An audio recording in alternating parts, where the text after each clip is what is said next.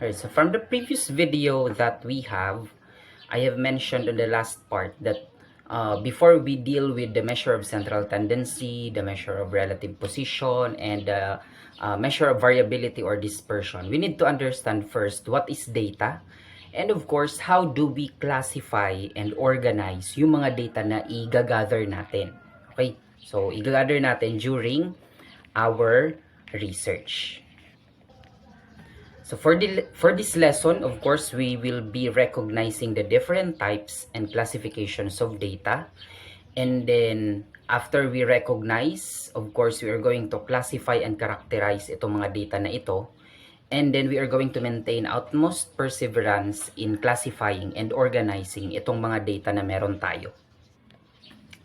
So usually, ganito ang itsura ng mga forms na pinapa-fill upan sa atin. Di ba nga, during your enrollment period, meron kayong form na finifill upan ng inyong mga personal details kasi statistically, NCF is recording yung mga details. Okay? Hindi lang for record purposes, pero meron niyang future use. Ano? So, we have the name, age, civil status, we have the educational attainment or educational background, religion, school last attended, height, and weight. So those things na nababasa nyo dito are all called variables. Okay, bakit variables? Kasi it can take any data na ipapasok ninyo. For example, variable name. So pwedeng yung name, pwedeng magpangalan ng babae, pwedeng pangalan ng lalaki. So since it is a variable, it will receive different types of data. So, kung kayo ang mag-fill up nitong form na nakikita ninyo sa inyong mga screen, you will be feeding it up or filling it up with a lot of data. Okay? So, ang nakalagay dito, try to identify kung ang data is quantitative or qualitative. So, babalikan natin itong fill me up activity na ito. So, dun muna tayo sa quantitative and qualitative types of data, wherein ito yung pinaka major types of data. Alright, so as you can see, under data types, we have two main types of data.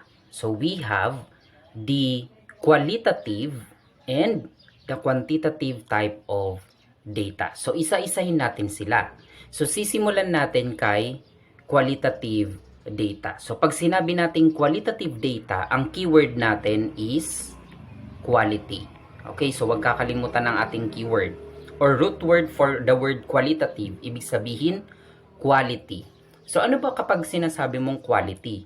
Ibig sabihin ito yung mga description or mga words na pwede nating gamitin once we use our five senses. So we have our sense of sight, we have our sense of smell, we have our sense of taste, sense of touch, and sense of hearing. So gamit ang ating mga five senses, we can determine the quality of object that are around us. So for example, color. So ano ang ginagamit natin? Anong sense ang ginagamit natin kapag i-determine natin yung color ng mga bagay-bagay? Of course, we are going to use our sense of sight. So ano yung quality? Quality is the color. So kung mapapansin nyo din dito, yun palang qualitative data is also called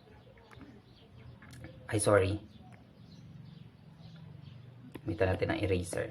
Yan. Okay. So, yun palang qualitative data ay pwede ding tawaging categorical data. It contains categorical variables. Bakit category? Di ba pag sinabi mong category, it is grouping. So, paano ba natin gino-groupings ang mga bagay? So, for example, you have your cabinet.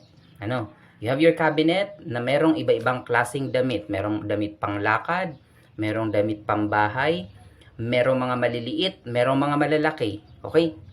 Correct me if I'm wrong, but usually we arrange our things, our belongings, our clothes in a manner na magkakasama yung mga maliliit, magkakasama naman yung mga malalaki, yung mga mabibigat, ang tela, yan. So anong ginagamit nating senses? We use our sense of touch and we use our sense of sight.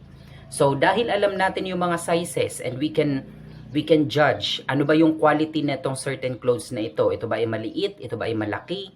Ito ba ay mabigat yung tela? Ito ba ay magaan?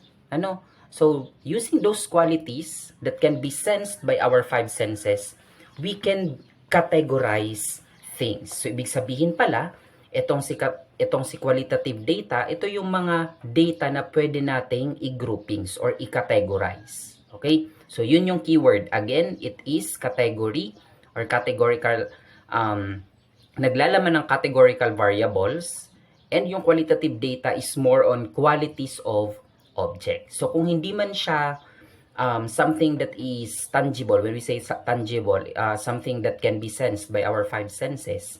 So, pwedeng, it can be a quality that are non-tangible. For example, kind, mabait, pwedeng soft-hearted, yan, pwedeng attitude, pwedeng emotion. Still, those things fall under what we call quality.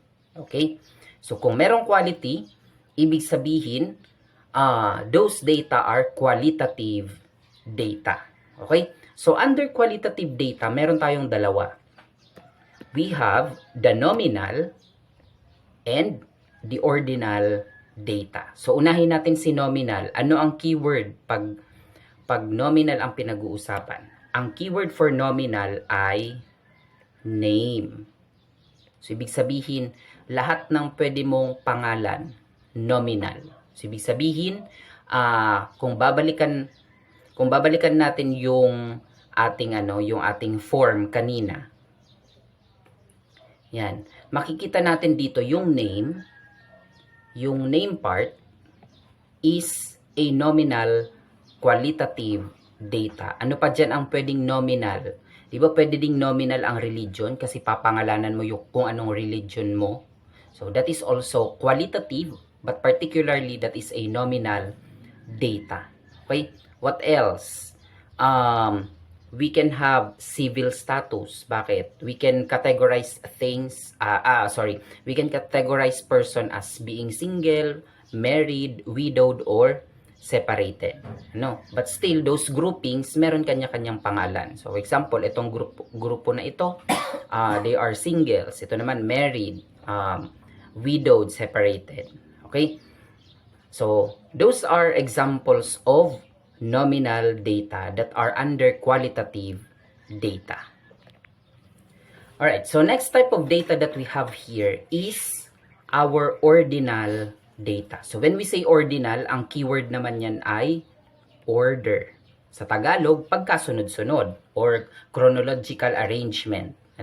So lahat ng data na pwede mong i-arrange from highest to lowest or lowest to highest are all under ordinal data. So for example, tinanong ka ngayon sa iyong biodata, pang ilan ka sa magkakapatid? So di ba order 'yun, ibig sabihin pagkasunod-sunod. So for example, ako pangalawa, so ibig sabihin ang ilalagay ko doon 2. So although that is a number which is 2, ang gamit noon is ordinal. Bakit? Ang tinatanong is kung pang ilan sa magkakapatid, which is basically asking you what is your order among your siblings. So, ibig sabihin yung pagkasunod-sunod. So, ibig sabihin pala, kapag ang data mo ay hinihingi ay yung pagkasunod-sunod, ibig sabihin that is an ordinal type of data. Ano pa ang pwede natin example ng ordinal data? Kung babalikan natin yung ating form kanina, makikita natin dito na meron ditong mga ordinal data. Example, educational attainment. So, bakit si educational attainment isang ordinal data? By the way, this is qualitative kasi words.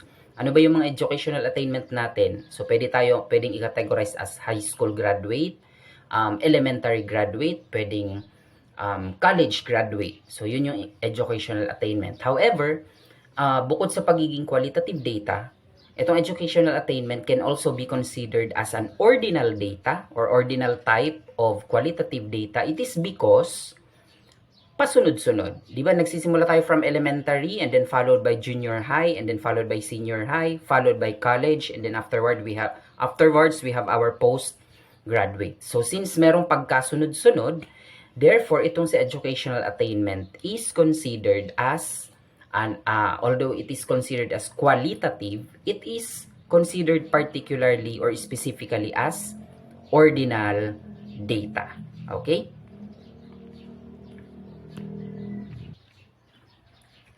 So next would be, tapos na nating unawain yung qualitative data. Ano ba sila? Yan, nabanggit natin.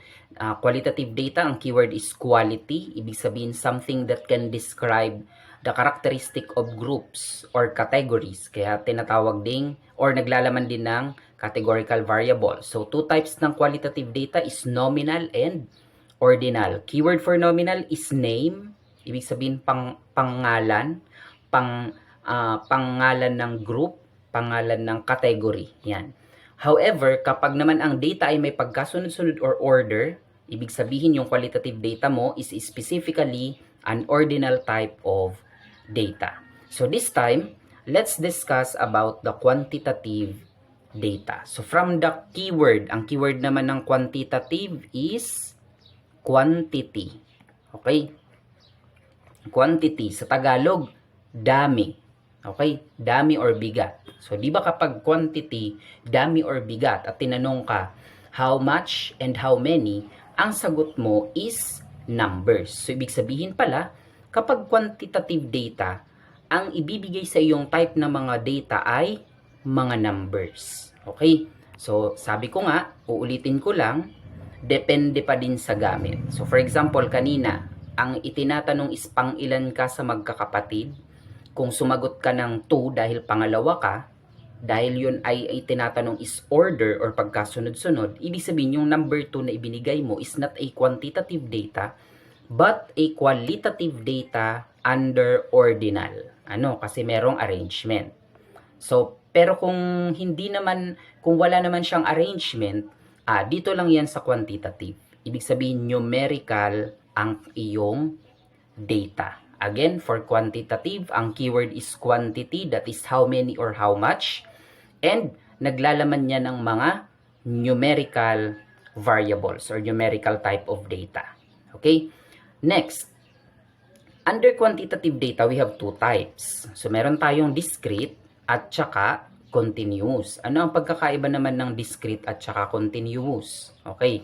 So, madali lang ito. Kapag discrete ang ating data, ito, ang keyword naman neto is counted. Okay? Again, ang keyword is counted. Ano ang ibig sabihin niyan sa Tagalog? Ito yung mga data na nabibilang. Example, number of students for your section. For example, you are 21 students. So, di ba pwedeng bilangin yung number of students. So, therefore, yung number of students is a discrete data. So halimbawa tinanong ka, ilan kayong magkakapatid? So hindi naman itinanong kung pang ilan. Ang tanong is ilan kayong magkakapatid? How many is your siblings? Ano? Ilan kayong magkakapatid? For example, kami 4. So yung 4 is a quantitative data, particularly discrete data kasi ang itinatanong is count, bilang. Okay? So ibig sabihin, kapag discrete data, again, that is data that are counted. Okay, so tinanong ka kunwari, number of, by the way, isa pa pala, ang keyword for discrete data ay laging merong nagsisimula sa number of children, number of students, number of order, number of combination. So lahat ng merong number of, ibig sabihin, those falls under discrete data kasi yun yung mga data na nabibilang or that can be counted. Okay? So next, doon tayo sa next, which is the continuous data. Okay? Kung si discrete data ay mga whole numbers, kasi di ba kapag tayo nagbibilang, hindi naman pwedeng magbilang ng 1/2 na hindi tayo pwedeng magbilang ng 2.5. So pag nagbibilang tayo, kailangan laging whole numbers. So, kung halimbawa na merong fraction or decimals, o susulat na natin, kapag merong fraction at saka decimal, ibig sabihin, they are already under continuous type of data. Hindi na sila whole numbers. Meron ng mga fraction at saka decimal. Ano ang example ng mga continuous? Example is your weight. Yung bigat ninyo. Okay? Yung bigat natin, yung ating height. Di ba ang height natin, for example ako, 1.64 meters. So, 1.64, ibig sabihin, meron siyang decimal part. Okay? So, ibig sabihin, dahil meron siyang decimal part, this is an example of a continuous data. Okay? Halimbawa, pinapagkilo ka ng bigas. Pinapagkilo ka ng bigas, tapos nakilo mo dun sa bigas is 2 kilos, o still, that is a continuous data kasi yung kilos or kilogram ay pwedeng maging 2.5, pwede siyang maging 2.1, pwede maging 1/4 kilogram. So, ibig sabihin, ang weight ay pwedeng maging continuous data. So, ang pagkakaiba ng discrete at saka ng continuous, si discrete nabibilang, yung continuous naman, puro siya fraction at saka decimal. Okay? So, yun yung main na pagkakaiba ni discrete at saka ni continuous. Alright, so let's explore ang mga examples ng discrete data para mas malinaw. Alright, so for discrete data, so nasasabi dyan, data that can be counted. O, ayan. Discrete data consists of finite, numeric, countable, ibig sabihin nabibilang, non-negative numbers, ibig sabihin hindi siya pwedeng maging negative. Yan.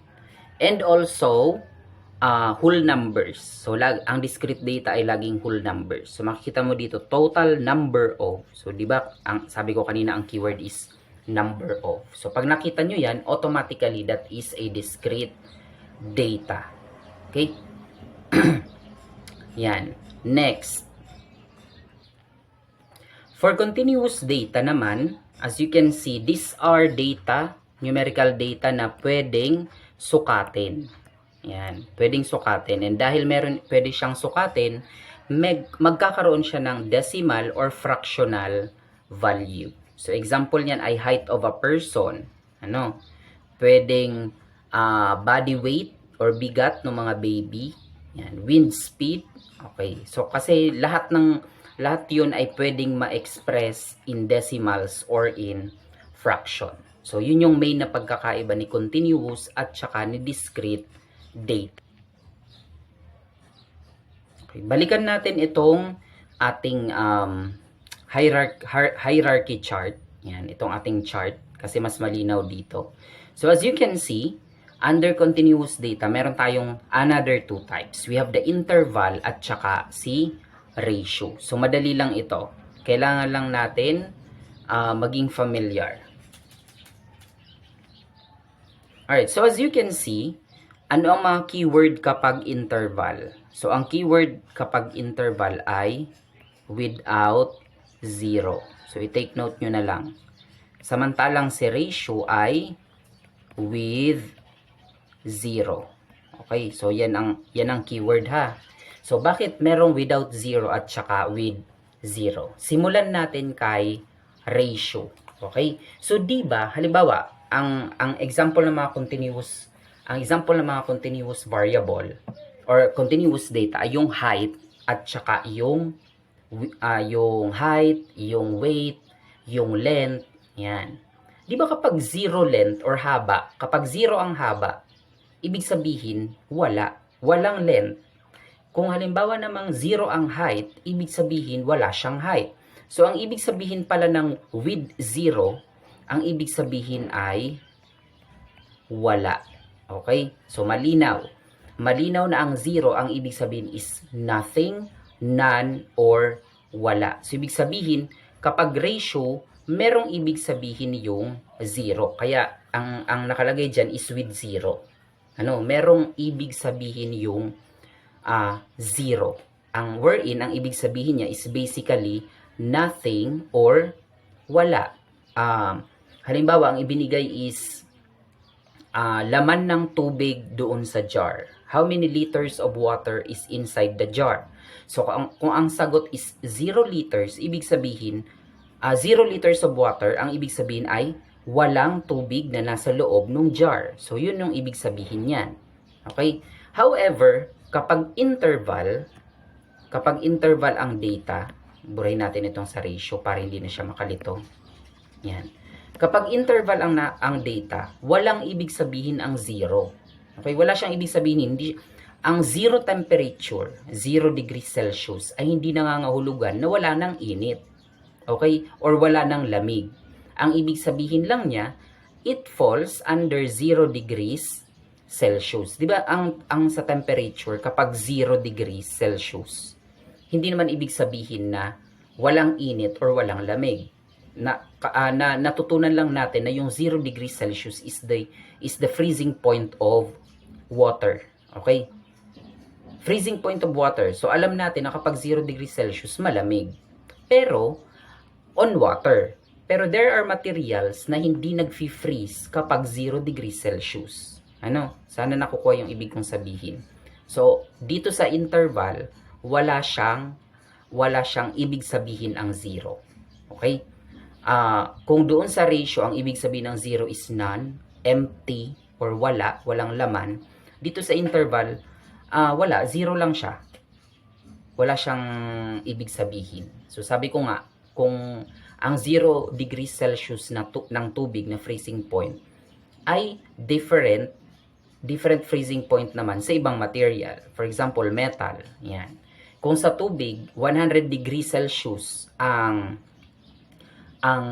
boiling point ng tubig, sa ibang material, iba ang boiling point. So, ibig sabihin, wala siyang specific na ibig sabihin ng 0. So, yun ang pagkakaiba ng interval at ratio.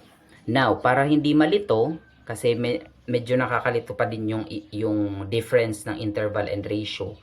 Pag sinabi mong interval, ang pinaka-good example lang yan is temperature. Okay?